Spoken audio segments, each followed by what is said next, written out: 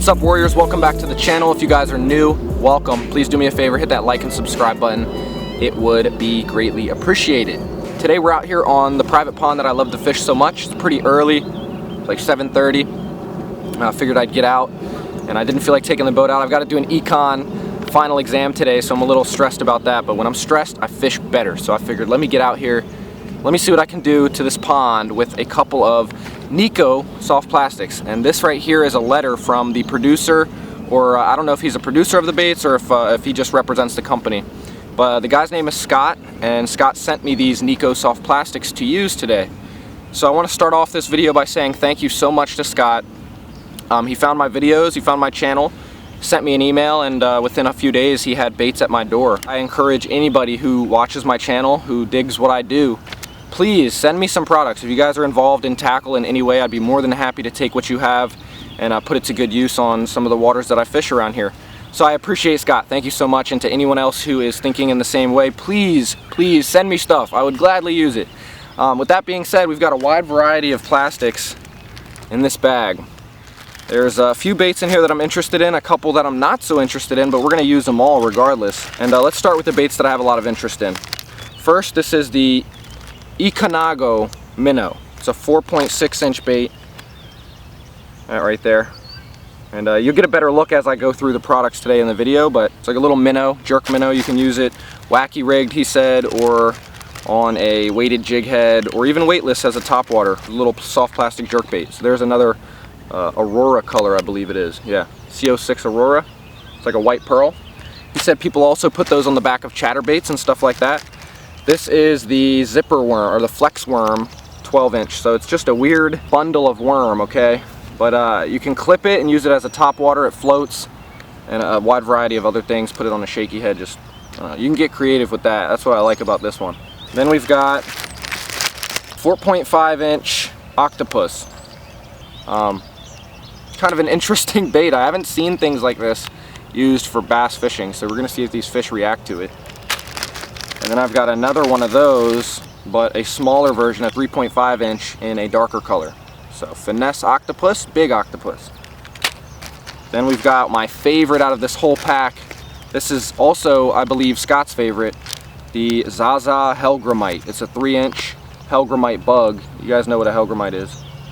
Just a nasty looking bug that fish will definitely chomp on. So that's cool. I'm looking forward to using that on a slider head or a light Texas rig.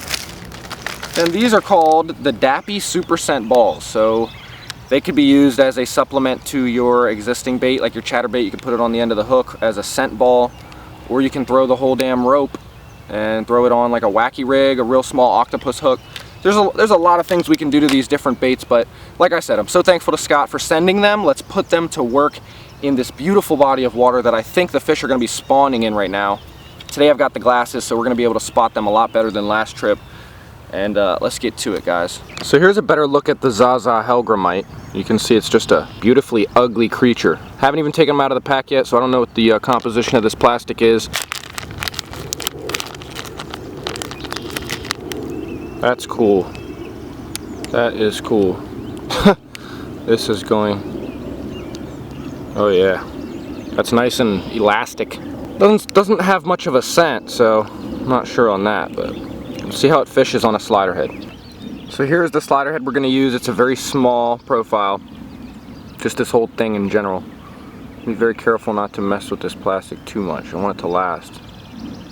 Whoa, yeah, that's some serious plastic right there. It needs to be straight. Yeah, we'll get it. We'll figure it out. Here she is in all her glory, the bug, the Hellgrammite. I just want to get a fish on each of these soft plastics. See, the crazy part about fishing this place and not getting bit is like the fact that I know how many fish are in here. You guys know it too. You watch the videos. This is also a very finesse presentation, so I'm surprised we're not getting hit, because of all things, this is something that I'd probably go to like in an emergency. Like we don't have any fish on a trap or a spinnerbait or things like that. I'd switch up to the Hellgrammite to save the day, and we're starting with the save the day plastic, and it's just not panning out right now. So I don't think this reflects in any way on these products. I think it's the fish. They're being stupid today.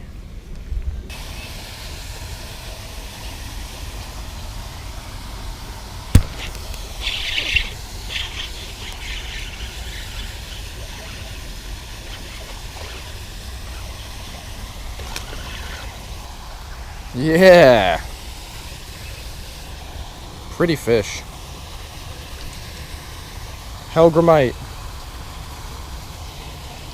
But yeah, I definitely see what he means about the durability on these. I don't think it's gonna be, it's not gonna be phased. The thing didn't even get touched. Super tough plastic.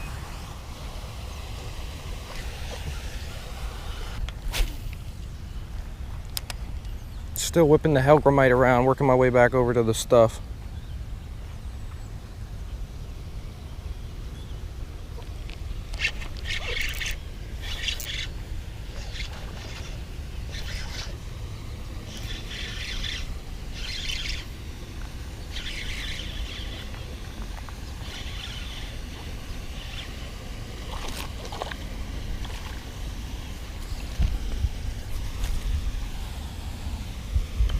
You're a little better.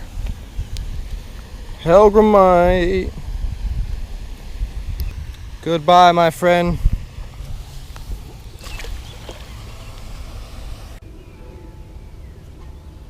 All right, the octopus is out. What can you do, octopus? Size 2, I think. And you'll see how that works in a sec.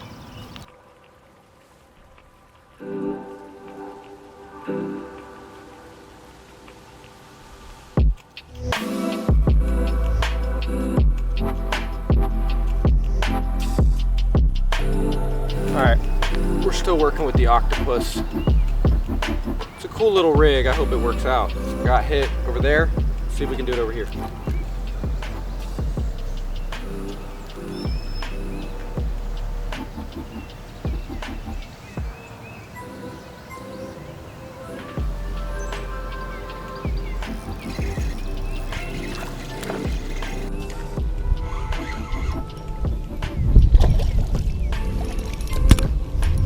Nice. Nice. Look what she came on. The octopus. See? He's good to go. As long as you remove the hook correctly. Whew. Blood, sweat, and tears. But we did it. Alright, so we just finished up with the octopus, the 4.6 inch octopus. Or no, it was a 3.6, it was a smaller one. So now we're going to move on to the Ikonago minnow, and I'm going to fish this top water, weightless, on a really small straight shank hook. 8-pound fluorocarbon to 10-pound Piscifun braid, as always. So we're going to fish this out. The fish seem to be up on the shorelines chasing a lot of bugs, and that's really the only thing that I've noticed. I haven't noticed any other sort of behaviors. I mean, I don't see any beds, I don't see fish cruising. I've seen bluegill up here, and I've seen bass attacking bugs. So that's what we're going to go with. Weightless on the surface, close to the shoreline.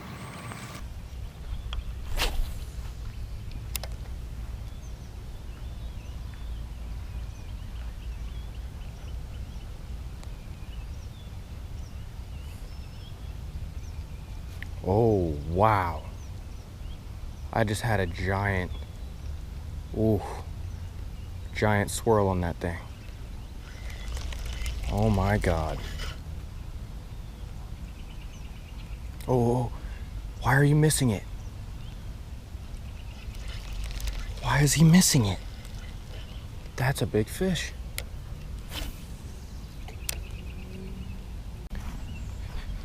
All right, so I got a nice blow up on this, but it didn't connect, and I've been fishing it for like 30 minutes. No bites, no nothing, so we're gonna switch it up to those super scent balls. All right, so we're just about to our last ones. These are the super scent balls. Kind of interesting. He said you can take them off individually, but I figure we're just gonna hook these bad boys up. Oh man, they stink. Yeah, we'll just go with Texas rig. These super scent things are actually floating, so that's gonna make life a lot easier. Watch. We're gonna get hit here right where we were throwing that minnow. I'm gonna show you guys that your bait matters. Watch. All right, well, half of them fell off already. That kind of sucks. I mean, something's gotta want this This is just a bug. Come on. Alright, that's BS. I don't know. Last on the list is the flex worm. Let's go get the flex worm. Let's go with like, I don't even know. I'm not gonna guess size. We all know how that is. Interesting production here. Kind of weird, not gonna lie. It's like a piece of turd. Let's fish the turd. Oh, I just saw a big fish right here. Right here, right here.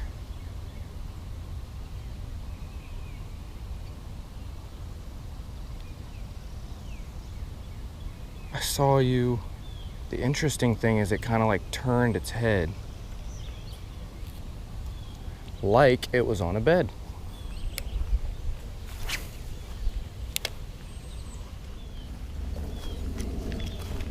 I just need one.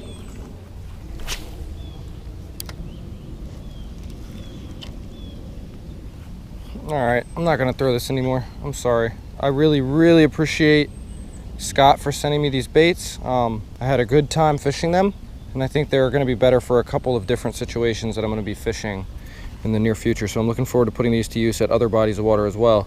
Not all of the baits worked out today, but that's okay. This is a very tough day for this body of water, by any means. And it didn't make it easy, so we're gonna switch up to a dinger. The water as stained as it is, I'm gonna go to a chartreuse dip tail. If there's any bait in the world that I would go to, if I had to bet $1 million, it would be the dinger. Straight up. What's your all's go-to bait? Comment below. Whoa.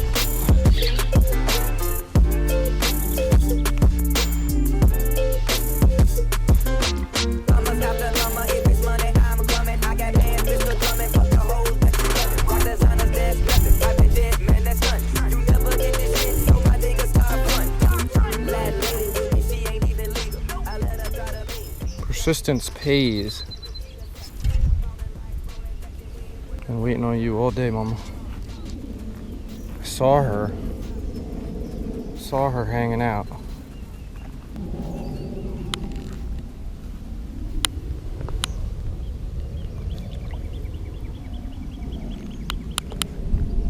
This water is really murky over here, so I stood up on this bench to see if I could see something.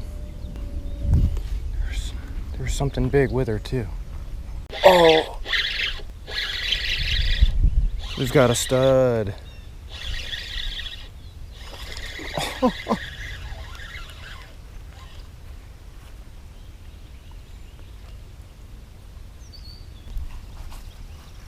Not a stud, but definitely a bedding female. So it took me hours on hours, but I figured out what to do. Spit up that minnow over there.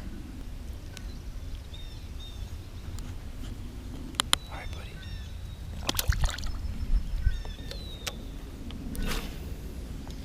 This battery's about to die. Let's see if we can get one more. Yep, bigger. Yeah, that's bigger than the last one for sure.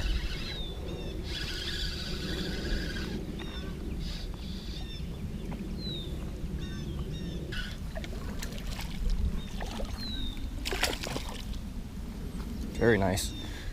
Very nice fish. Dinger, very shallow, muddy water for bedding fish that are unsuspecting. The fish over on the other side where the water is clearer, they're not touching it. Super specific. Super specific. I mean, time and time again, I come here and I figure out little patterns that are just, oh my goodness. You gotta pay attention. You really have to pay attention. All right, guys, so it's like 12 o'clock and you know, I've had 4 hours of really tough fishing here on this lake that's usually really good to me. And I came here to do that Nikko Baits thing and just fish those out. Try to get a fish on each one. It didn't work out for all of them. I did get a fish on 2 out of the 5 baits that I threw. So thanks again to Scott for making that possible. I'm looking forward to using those lures on other bodies of water. Hopefully they work out. I think they will. I just think the fish today aren't really in the mood. They are chasing around bluegill, chasing them off of beds. That's what I've noticed as the sun's come up, and it's illuminated some of these areas that I couldn't see before. So I'm seeing a lot of bass up shallow, and especially in this other small, like shallow pocket on the other side of the pond. It's probably like 1 foot deep, but it's the murkiest, most stained water I've seen. And I guess the fish just feel more comfortable over there, like they're safe from predators. I don't know what the reasoning is, but they seem to be tucked in that little murky pocket, and that's where I've got 3 or 4 fish to commit over there, all on the 5-inch watermelon red Yum Dinger waitlist. So been a pleasure having you guys. Thank you for watching. As always, hopefully we get a nice one before we head out of here.